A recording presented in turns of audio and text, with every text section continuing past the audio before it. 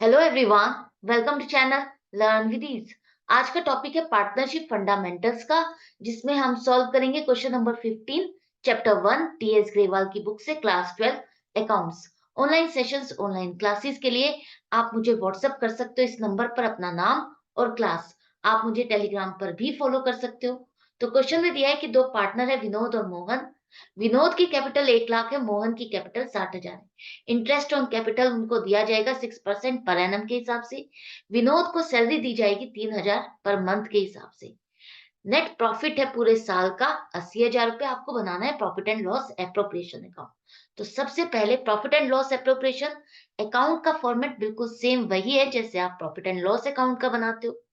तो हमारा जो प्रॉफिट है, जो हमें अब पार्टनर्स में डिस्ट्रीब्यूट करना है, वो प्रॉफिट हमारे पास 80,000 है। हम इसे क्रेडिट साइड पे लिखेंगे।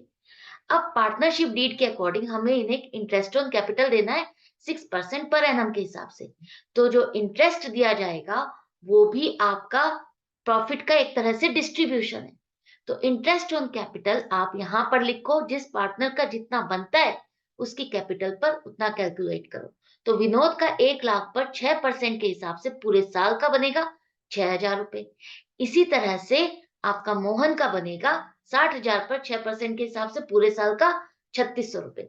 तो सारा इंटरेस्ट ऑन कैपिटल का खर्चा हमारा दोनों पार्टनर का कितना हो गया? 9,600।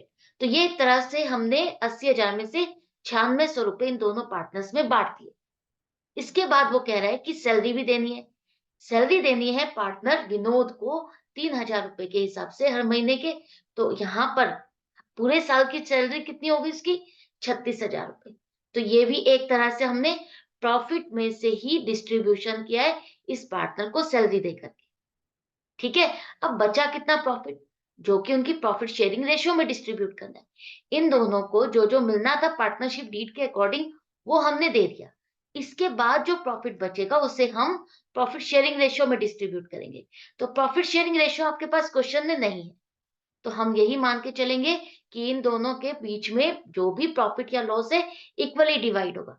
तो हमारे पास बैलेंस जो बचता है प्रॉफिट वो 34,400 रुपए।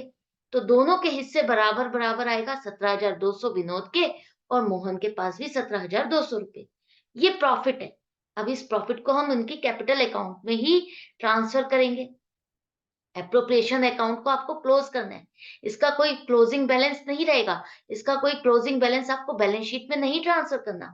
इसका जो क्लोजिंग बैलेंस है, जो भी बैलेंस अब आपका यहाँ पर डिस्ट्रीब्यूशन करने के बाद जो बच रहा है, फाइनली जो 34,400 रुपए, वो दोनों पार्टनर्स में बांटोगे और उनकी कैपिटल अकाउंट में क्रेडिट करोगे।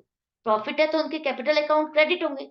Profit and loss appropriation account आपका डेबिट होगा और इन दोनों के कैपिटल अकाउंट आप क्रेडिट करोगे। ये अकाउंट आपका क्लोज हो जाएगा। एंड में लिख दो टोटल।